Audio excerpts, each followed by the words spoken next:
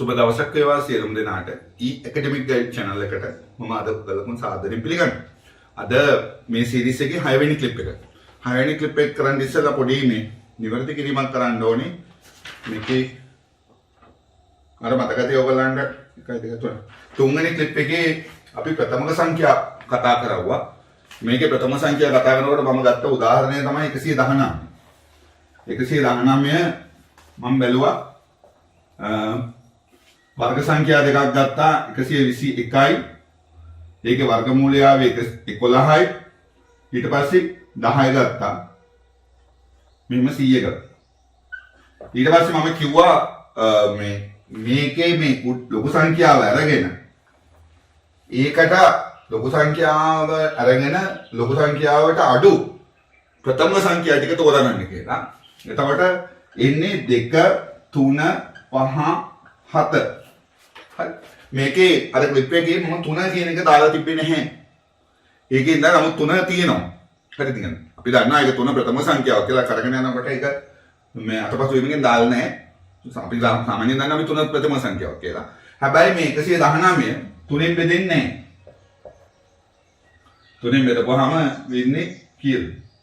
3යි 9යි 2යි 29යි 29ට 9යි 27යි ඉතිරි 2යි. ඒකෙන් දා 3 බෙදෙන්නේ නැහැ කියලා 3 ගන්නෙත් නැහැ. ඒක ඇත්තටම බෙදෙන්නේ 7ෙන්. ගාන හරි. හැබැයි මට අතවසු වීගෙන් 3 අමතක වෙලා තිබ්බා. ඒක දැන් මතක් කරේ. ඒක 3ක් තියෙනවා. හරි. එහෙනම් අපි ඊළඟට යන්න.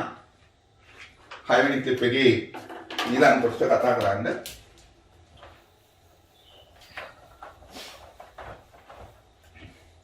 මෙතන මෙහෙම දෙයක් තියෙනවා.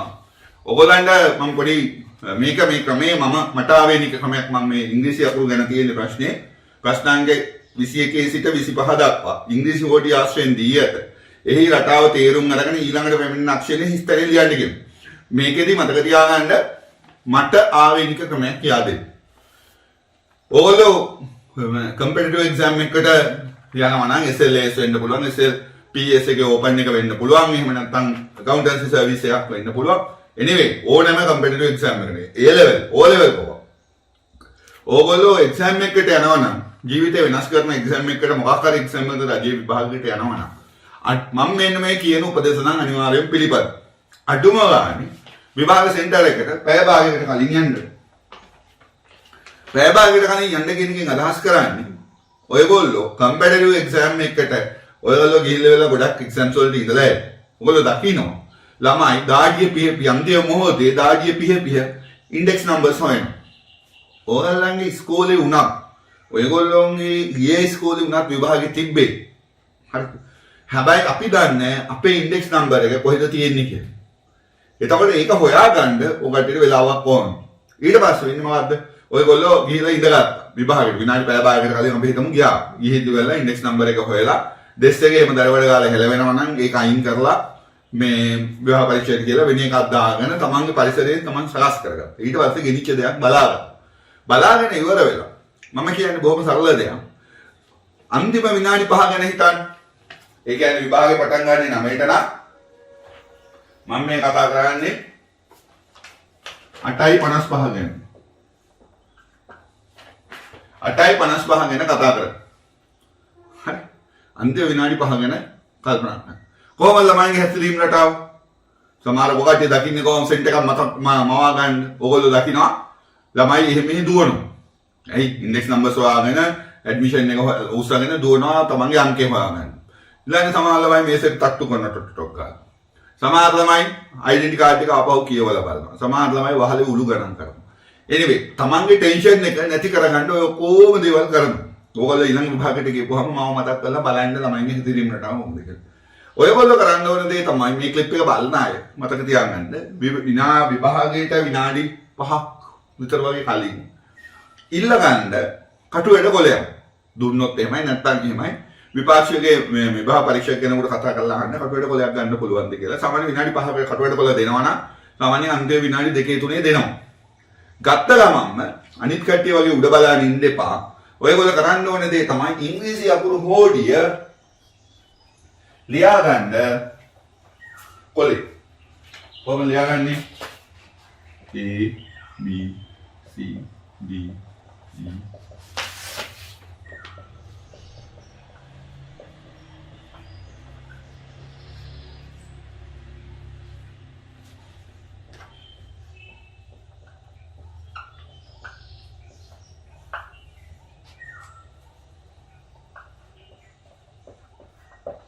මේ විදිහට මම ඉංග්‍රීසි අකුරු හොඩිය ලියාගත්තා. පැහැදිලිද? මම ඉංග්‍රීසි අකුරු හොඩිය ලියාගෙන ඉවර වෙලා කරන වැඩේ තමයි මෙතනින් ඕගොල්ලෝ ඕක නවතින්න එපා. ඔයගොල්ලෝ කරන්න ඕන දේ තමයි මේක මම කරන ක්‍රමයක්, මට ආවෙන ක්‍රමයක්. හැබැයි මම මේ ක්‍රමේ කරනකොට මම දැක්ක දෙයක් තිබ්බා.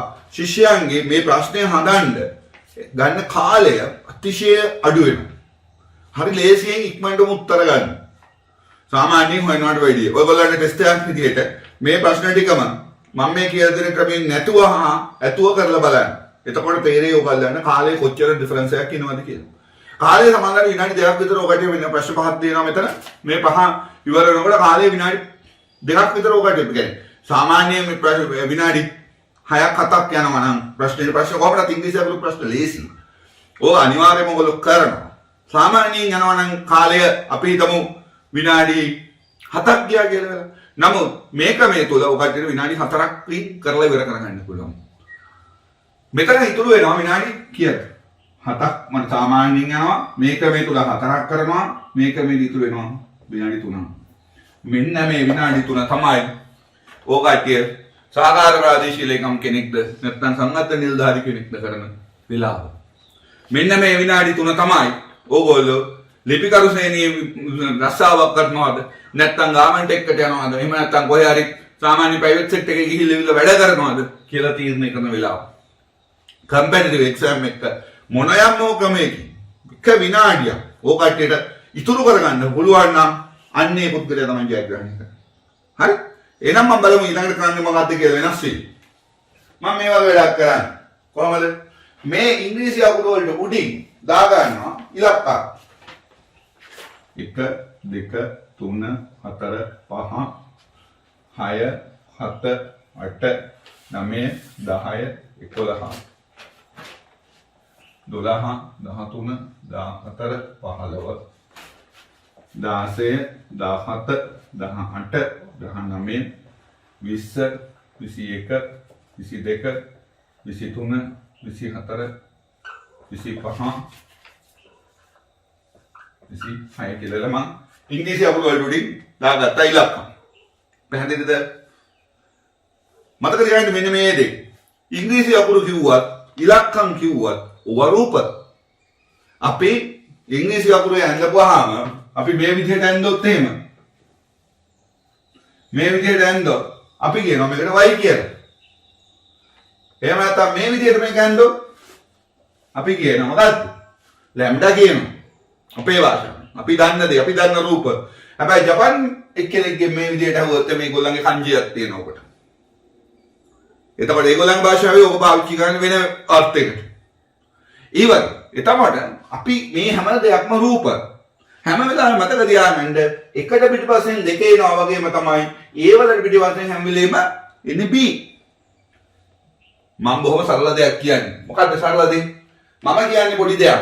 මොකද්ද මේ පොඩි දේ? මම කරවුවේ මොකද්ද?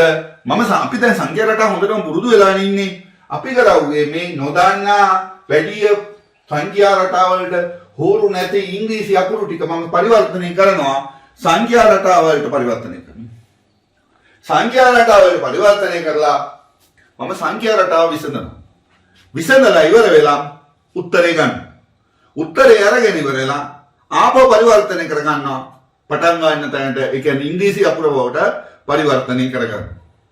උදාහරණයක් කිව්වොත් එම් කරන්නේ මොකද්ද? මෙහෙම අංක ටික දාගත්ත ගමන්ම අනිවාර්යෙන්ම අංක ටික දාගන්න. නිකන් ගෙස් කරලා ගන්න යන්න එපා. අපිට මතකයි E කියන්නේ 5. හැබැයි J කියන්නේ 10 කියන එක ෂුවර් නෑ. ඉක්වල විදියක්. අපි කරන්නේ මොකද්ද? ඉංග්‍රීසි අකුරු ටික උඩින් ඉස්සලාම ඕගොල්ලෝ කටුවේල කොලයක් දුන්නොත් ඉංග්‍රීසි අකුරු ටික ලිව්වා. ඊට උඩින් ඉලක්කම් ටික දාලා තිබ්බා. දැන් මොකද්ද වෙන්නේ? ප්‍රශ්න පත්‍රය ගත්තාම බැරි වෙලාවත් ඉංග්‍රීසි අකුරු වලින් ප්‍රශ්න පත්‍රය අහන ප්‍රශ්නයක් ඇවිල්ලා තිබ්බොත් අනිවාර්යයෙන්ම ඔයගොල්ලෝ කරන්න ඕනේ මොකද්ද? අර තියෙන ප්‍රශ්න වලට මේක ඉලක්කම් බලලා ඉවරලා ඉලක්කම් ආදේශ කරලා ඉවරලා උත්තරේ ගන්න. ඉලක්කම් වලින් ප්‍රශ්න විසඳන්න. විසඳලා උත්තරේ ගන්න. අරගෙන ඉංග්‍රීසි අකුර බවට මේකෙම බලලා පරිවර්තනය කරන්න. බොහොම සරල ක්‍රමයක්. හැබැයි මතක තියාගන්න ඔයගොල්ලන්ට ඇයි මම මේ කලින් ලියාගන්න කියන්නේ. ඔයගොල්ලන්ට ප්‍රශ්න පත්‍රය අරගෙන බලනකොට ඉංග්‍රීසි අකුර එකක් තිබ්බොත් ඔන්න ඔය කට්ටිය ලියන්න පටන් ගන්නවා ABCD කියලා. නැත්තම් මේකෙම චූටියට කුරුටු ගා දාන්න පටන් ගන්නවා. වෙන්න පුළුවන් දේ තමයි ඔකට ලියනකොට ඔය අපිට ඉංග්‍රීසි වලට පුළුවන් නේ. ඒකෙන්ද Q එකට P එක මාරු වෙන්න පුළුවන්. මෙතන W එකට U එකට V එක මාරු වෙන්න පුළුවන්. ඔය වගේ දේවල් වෙන්න පුළුවන් හදිස්සියට. හදිස්සියනේ. කලබලේනේ. ඒකින්ද අපි කරන්න පුළුවන්. ඒ වගේම තමයි මේ ඒ සඳහා අඩුම ගානේ විනාඩියක්වත් යනවා ඉංග්‍රීසි අකුරු ටික ලියා ගන්න. දැන් මොකද ඔකට කරන්නේ? සාමාන්‍ය ආයත විනාඩි පැයක් දෙනකොට IQ ප්‍රශ්න පත්‍රයේදී ඔකට කටුවැඩ කොලයක් විනාඩි දෙකකට කලින් ඉල්ලගත්ත හින්දා ඔයගලන්ට chance එකක් ආව මොකද්ද? විනාඩි 61ක් ඔකට භාවිතා කරලා තියෙනවා ප්‍රශ්න පත්‍රය ලියන්න. පැහැදිලිද මං කියන්නේ? විනාඩි 61ක් ඔකට පාවිච්චි කරලා. ඒ විනාඩිය තමයි සමාජලාට ඔකටගේ ජීවිතේ ජයග්‍රහණය කරන්නේ. අනිත් පැත්තට ඔකට ප්‍රශ්නයක් ඉතින් සර් ඕක ලිව්වා කියලා ඉවර වෙලා ලිව්වේ නැත්තම් ලිව්වා හෝ නොලිව්වා කියලා ඉවරලා ප්‍රශ්න පත්‍රයේ උත්තරයක් අපේ කියන්නේ ඉංග්‍රීසි අකුරු එකක් ආවේ නැත්තම් අමතක කළා දාන්න. ඇයි? මේක ලියාගත්තේ ඕගොල්ලෝ විභාගේ වෙලාවෙදි නෙමෙයි. අනික කටි උඩ බලාගෙන ඉන්න වෙලාවල් වල. ඒක තමයි නෑ ඉතින්. ඒක අර අපි බෙට්ටයක් දාන්නේ. ගැම්බල් එකක් කරවගෙන. ආවොත් ඇත්තේ ගියොත් වචනයක්. that's it. ඒ විදිහට තමයි ගන්න ඕනේ. හරිද? දැන් අපි බලමු ප්‍රශ්න ටික කොහොමද විසඳන්නේ කියලා. බොහොම සරල අඩු කාලයකදී මම ප්‍රශ්න ටික විසඳන විදිහ පෙන්නනවා ඔයගොල්ලන්ට. බලන්න. පළවෙනි ප්‍රශ්නේ 21.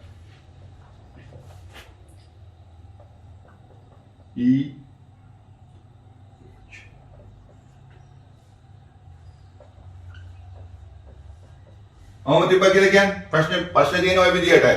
දැන් මේක බැලුවම ටිකක් සංකීර්ණයි වගේ. ඊ තියෙනවා ඊ තියෙනවා මෙහෙම තියෙනවා.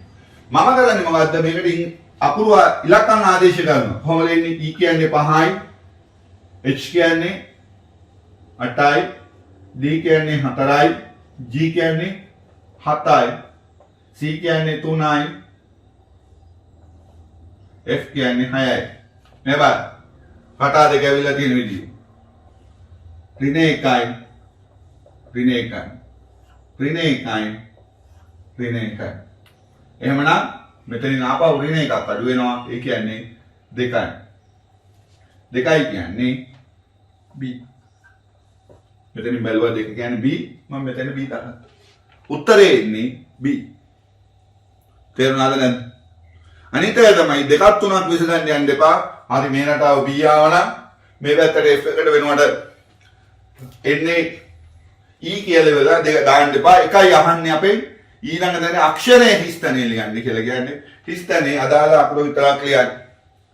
බැරි වෙලාවත් ඔය කට්ටිය දෙකක් ලියන්න ගිහිල්ලා අතිරේකව ලිව්ව එක වැරදුනොත් එහෙම විභාග පරීක්ෂකගේ ප්‍රශ්නයක් එනවා මේ මනුස්සයා ඇත්තටම දැනගෙන හිටියද නැද්ද කියලා. ඒකින්ද මේ විදිහට කරන්න. එතකොට උත්තරය ආව මට B. ඊළඟ ප්‍රශ්නේ.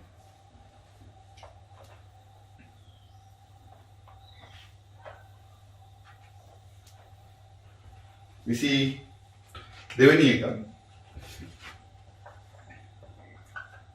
B E F I G බලන්න කොහොමද වෙන්නේ කියලා. ඉලක්කම් ආදේශ කරන්න 1 2 5 6 9 10. බලන්න. දැන් බලන්න මොකක්ද ටක්කල් අපිට රටාවක් එනවා. එක ළඟ ආසන්න ඉලක්කම් දෙකක් තියෙනවා. මොකද වෙලා තියෙන්නේ? 3ක් එකතු වෙලා තියෙනවා. ඊළඟට ඒ පටන් ගන්න තැන ඉඳන් ආසන්නේ එකක් එකතු වෙලා තියෙනවා. මේ දෙක අතර පරතරේ එකක් එකතු වෙලා තමයි මෙතන හැදිලා තියෙන්නේ. ආයෙත් මොකද වෙලා තියෙන්නේ? 3ක් එකතු වෙලා හැදිලා තියෙනවා. එහෙමනම් මෙතන පරතරේ ආපහු 1යි. එහෙනම් මොකද්ද වෙන්න ඕනේ? අනිවාර්යයෙන්ම තව 3ක් එකතු වෙනවා. මේ පැත්තට හැදෙනවා. දාන 3 උත්තරේ ඉන්නේ 13 පරිවර්තනය කරනවා මෙහෙට 13 කියන්නේ එහෙම. උත්තරේ පැහැදිලිද නැද්ද? මේ ක්‍රමයේ තුල තියෙන වාසිය තමයි ඕගොල්ලන්ට ක්ෂණිකයෙන් රටාවල් පේන්න පටන් ගන්නවා. රටාවල් පේුණාත් එක්ක මොකද වෙන්නේ? උත්තරේ ටක් ගාලා ගන්න පුළුවන්. ඔයගොල්ලෝ කරලා බලන්න. ඔය කම්පෙයාර් කරලා බලන්න. ඕවා කියන මේක කියනවා ඇත්තම ඇත්තද? මෙහෙම වෙලාවක් ඉතුරු වෙනවද? ඉස්සලා ගාන අරගෙන ඔයගොල්ලෝ ඔය එකපාරක් ඇදුවා කියලා ප්‍රශ්නයක් නැහැ. මේ ඉලක්කම් ඔකට කැමති ඒවා ටිකක් ලියන්න. රටාවල්. ලියලා ඕන්නේ මේකම කරන්න. මේකම ඉංග්‍රීසි අපෝ මේ ඉලක්කම් දාන්න නැතුව කරන්න. ඉලක්කම් දාලා කරන්න ටයිම් කරලා බලන්න. මම බෙට් කරනවා අනිවාර්යයෙන්ම විනාඩියක් විනාඩි දෙකක් අතර කාලයක් ඉතිරි වෙනවා. අනිවාර්යයෙන්ම විනාඩි දෙකකට ආසන්න කාලයක් අඩු වෙනවා මේක මේ තුලද. ඒක තමයි ඔකට්ටිගේ ජයග්‍රහණයට අවශ්‍ය විනාඩි දෙක. බලන්න ඊළඟ ගාන G J D M A P X කොහොමද එන්නේ? 7යි 7යි J 10යි 4යි M 13යි 1යි 13යි 16යි මෙතෙන් එනවා 24යි X. තර කොහොමද එන්නේ? මේ බලන්න. ධන 3යි 10යි 7යි 3යි 10යි ධන 3යි 13යි ධන 3යි 16යි එහෙමනම් ධන 3යි 19යි උත්තරේ 19යි 19 කියන්නේ S. උත්තරේ ඉන්නේ S. පැහැදිලිද නැද්ද? හරි හරි. ඒක ලේසි නැද්ද? මේක ලේසි. හැබැයි ඔකට නිකන් හිතවුවොත් එහෙම ගොඩක් වෙලා යනවා ඕකේ උත්තරේ ගන්න. ඊළඟ ගාන 24 වෙනි ගාන ABC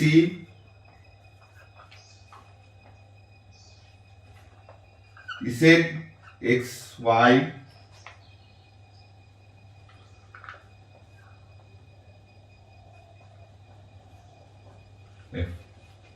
මොකද වෙලා තියෙන්නේ? මේකේ බලන්න මේක විශේෂත්වයක් තියෙනවා. 1යි 2යි 3යි මෙතන කොහොමද එන්නේ?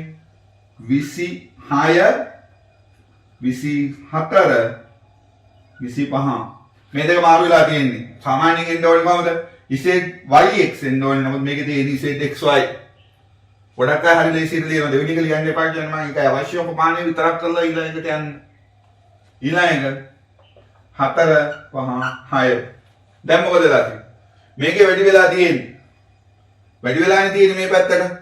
ඒ කියන්නේ 1 2 3 4 5 6. එහෙනම් මේකේ මොකද වෙන්නේ? පල්ලෙහායි නම් පිටිපස්සේ නම් පල්ලෙහාට එමත් තියෙන්නේ. එහෙනම් x ගාවට මොකක්ද තියෙන උත්තරේ? 23 23 එන්නේ. 23 මම දාගත්තා.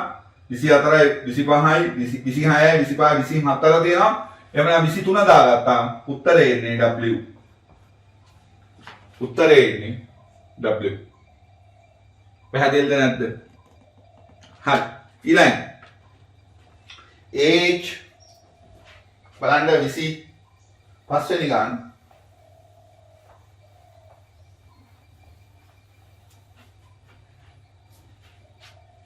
AH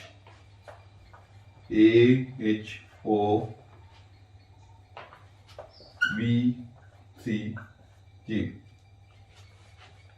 දාගන්න ඉලක්කම් 1යි H 8යි O 15යි V 22යි C 3යි J 10යි මොකද්ද මෙතන වෙලා තියෙන්නේ?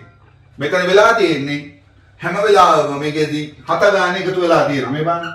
ධන 7යි ධන 7යි ධන 7යි ධන 7යි ධන 7යි. එහෙමනම් මේකට තව ධන කීයක් එකතු වෙන්න ඕනේ? 7යි. ඒ කියන්නේ උත්තරේ ඉන්න ඕනේ 17. 17 බැලුවා ඉලක්කම මොකක්ද කියලා.